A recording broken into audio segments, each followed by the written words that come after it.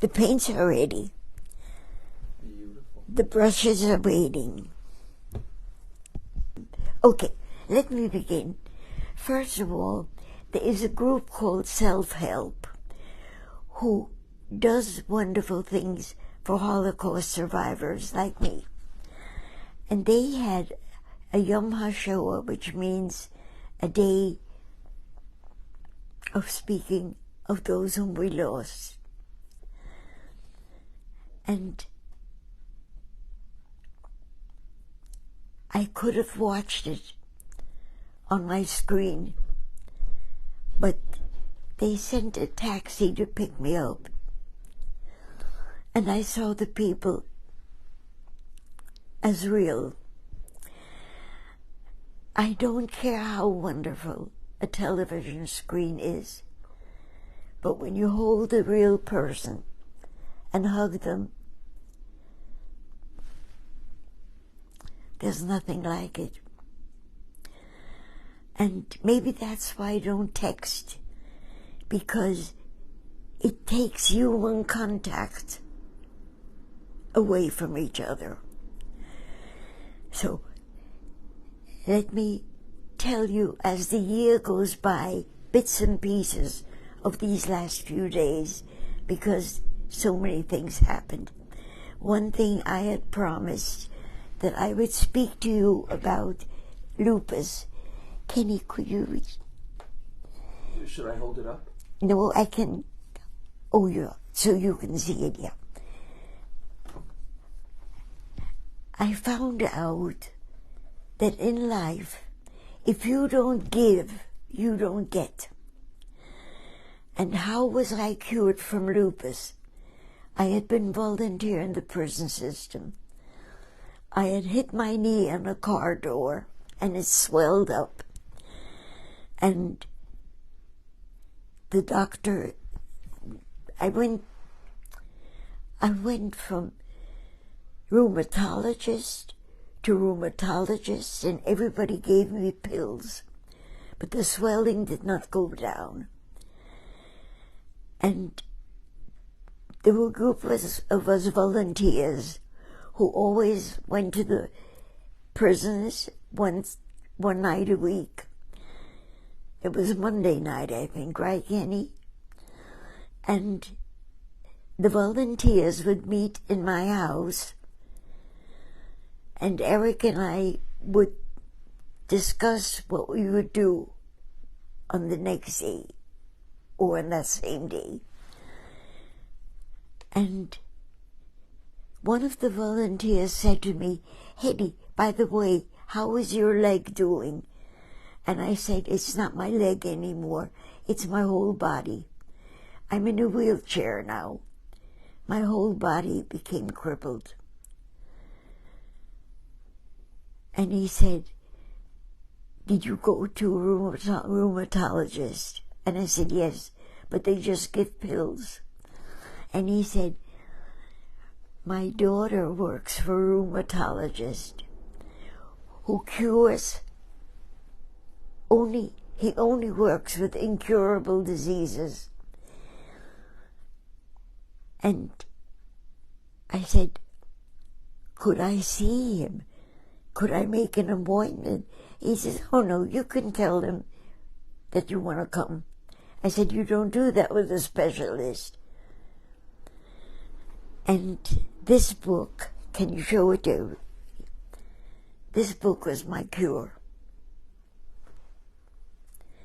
It is no longer being published.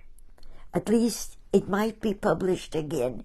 But Kenny said, you see, I wrote about the whole thing.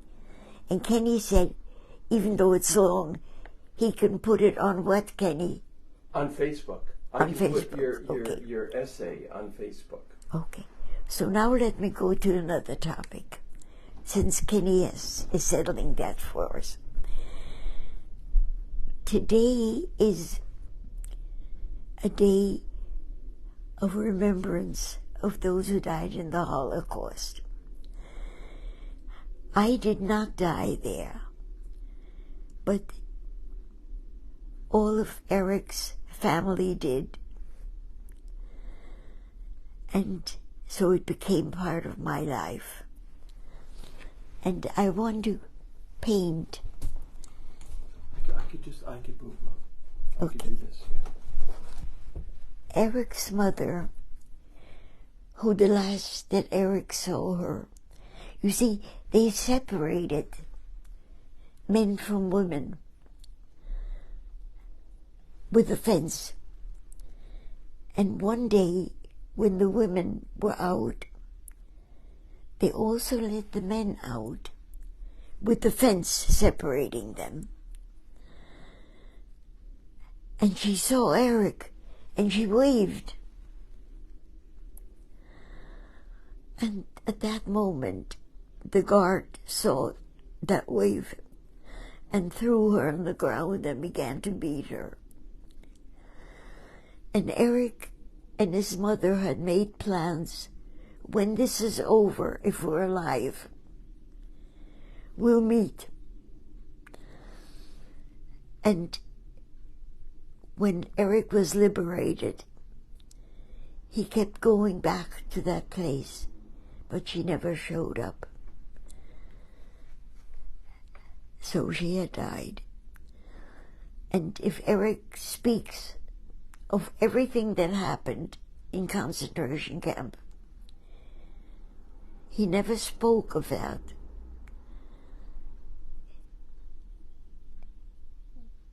It just was something he never recovered from. And what Eric did, and I would like to bring this in as important, now when all the hate groups seem to be coming up again, from every group,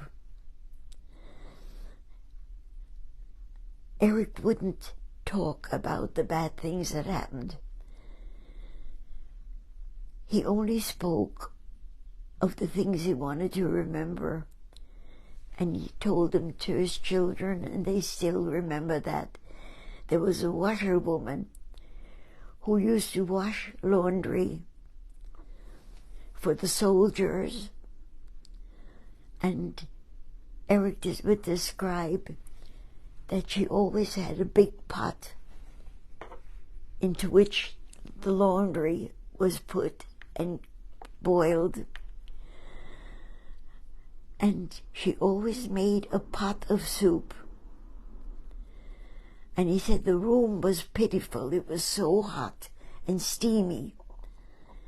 But bit by bit, she would call the prisoners in of that group and give them a bowl of soup.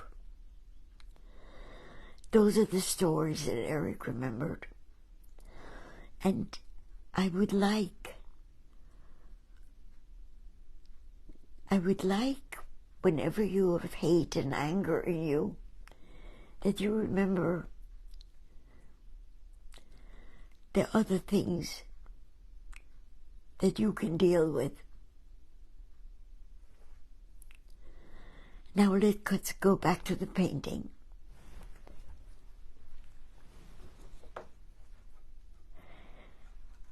I'd like to speak about one thing, though. And nowadays, the hostage situation affects me the most, because I was a hostage. And if you have ever been a hostage, that occupies a part of your brain that stays forever. I remember saying to my children, I'm one of the lucky ones. I wasn't caught. I was held hostage where we lived. We couldn't speak, we couldn't laugh, we couldn't make a sound, so that nobody would know. But the terror remains forever. And about what is happening now in the world, the very fact of taking hostages is the most terrifying thing for me.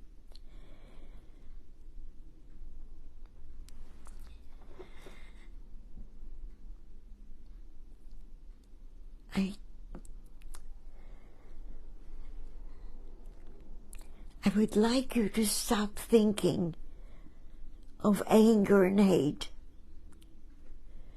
but think of the moment a group takes hostages. Whatever you can, rescue those children. Because the child in all of us is the one who remembers. Okay.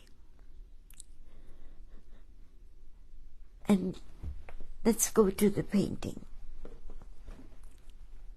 Because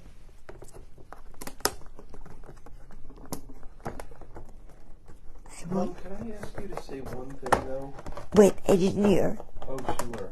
Say it again. Could you say one thing about what you mean by being a hostage? Because it was a very particular way that you were held hostage. In other words, Yes. It wasn't like people were physically in your home. But Oh, yes. But you, at one point, yes. But you had to be hidden in your home, right? You were hidden. Anything you want to say? Yes. Just explain that.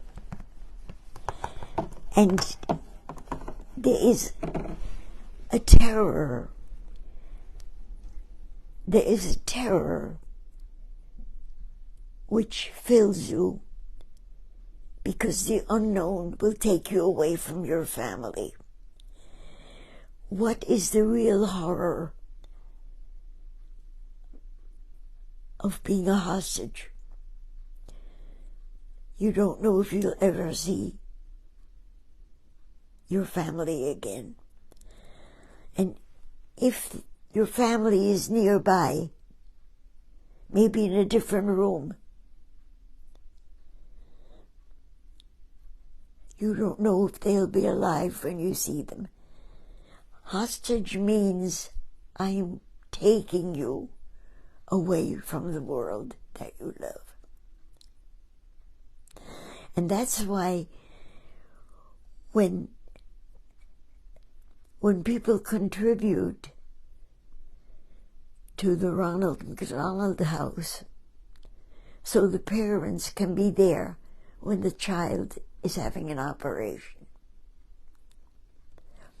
And I just want to mention Harvey Wiesenberg, who is here in this painting, right here. And that's his son. And when he always fed his son,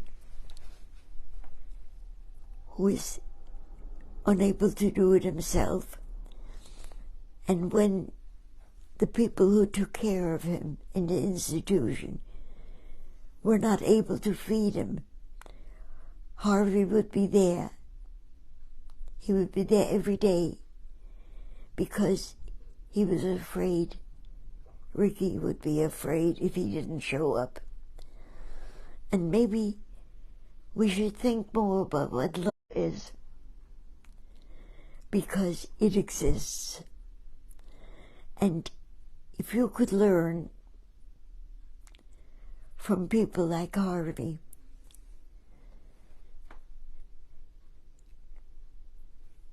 not to give fear, instead of hating people who hurt you, give love. I'm going to work now on the painting. Okay? Can you reach to me, darling? Thank you. This is, in a sense, the hostage also. It was taken at a time when she felt fear for her child. Look at her hands. Look at her face. When I paint her, I feel it. Look at her eyes. As if she knew what would happen. Eric was first put into the ghetto, and then it was concentration camp after concentration camp. But look at her hands. And that's really what it is.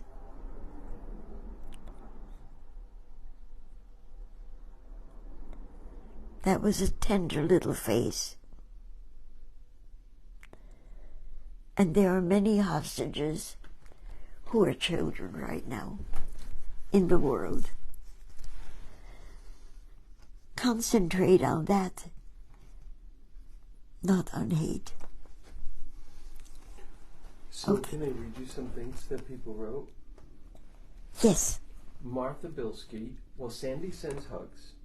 Tammy is watching, and Tracy is watching, and Julie is watching, and Amy is watching, and John Taracuso says, hi, Hetty. Hi, Ken. Hugs from California. Way back, Joe Tripp says, hello, everybody. And Martha Bilski says, yay, Jenny.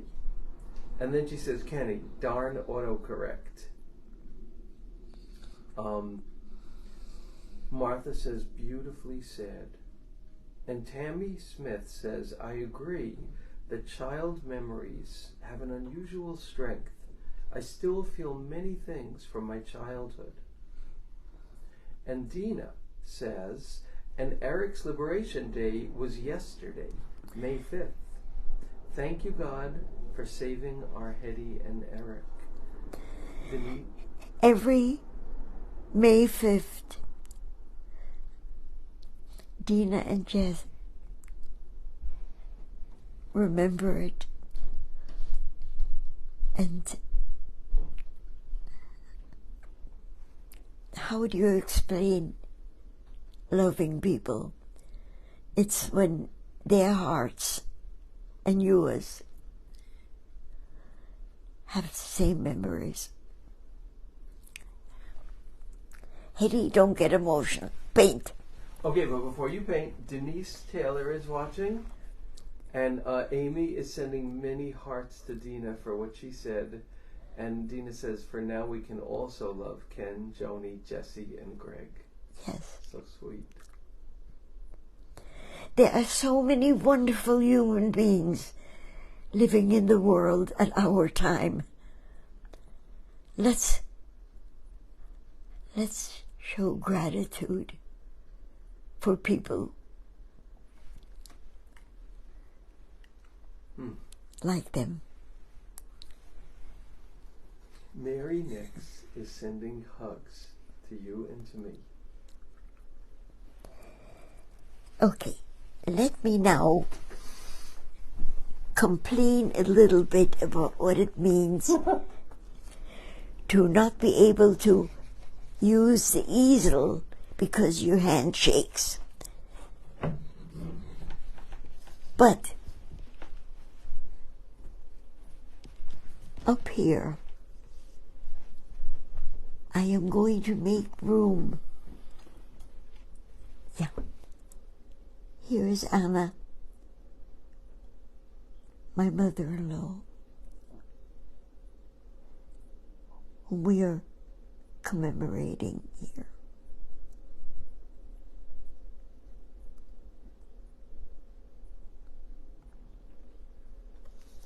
This is when we left. Do I think I showed you that already? That's okay, that's okay. Okay, so let me go back up here.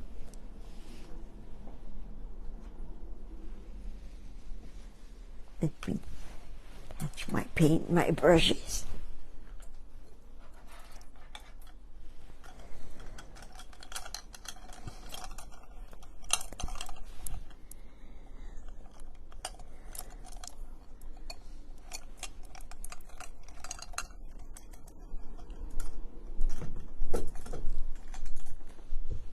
Kathy Lahan Cawthorn says, I'm grateful for you, Hetty.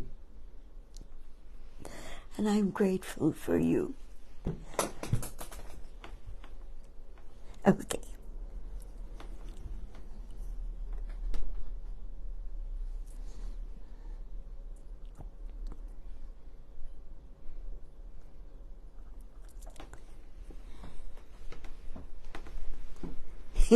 This is all dry, so I can go like this.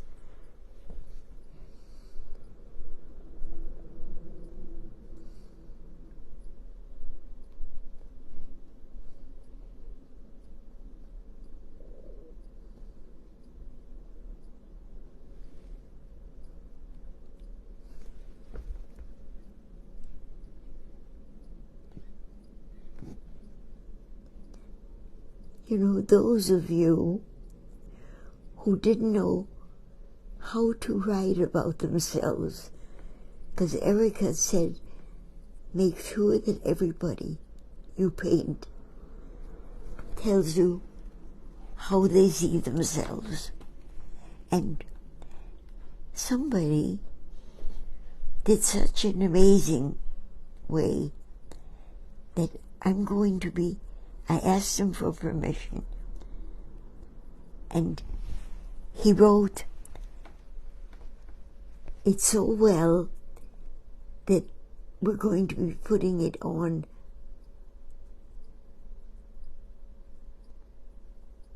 the program, his writing. And Kenny, I'm going to ask Dory to do it. This man, let me speak about Lee Winters. Lee decided that he needed to write about people. And I met him when I was near the sign of Laser. And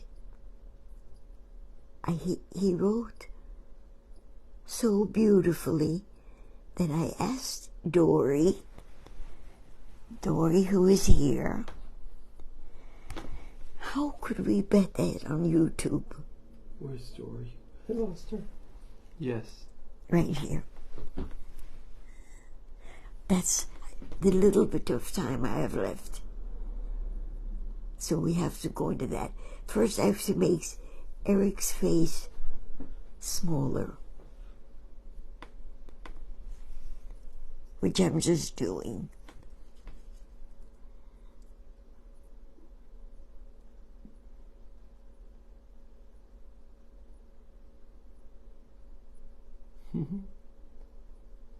Wow. And he always showed ears.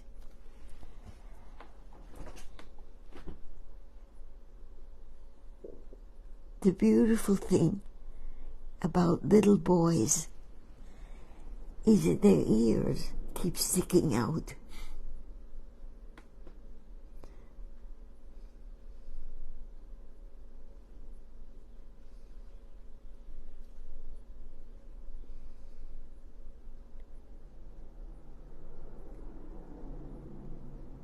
Kenny, I think you're going to tell me to quit. We have two more minutes left. We do have 2 minutes? Yes. Then I want to do her fingers. Oh. Because the paint is dry, and if I put the fingers there, they'll show up. And her fingers are holding him with such knowledge that she needs to protect him. And she did, because he was alive even when she couldn't be.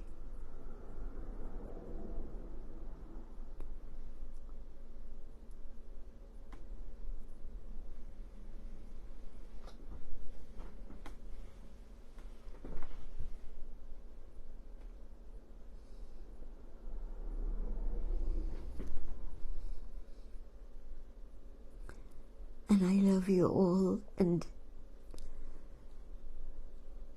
do something important. Write stories of your life. Just write something small if you want to. Just write and say, I remember a day when I did this or that.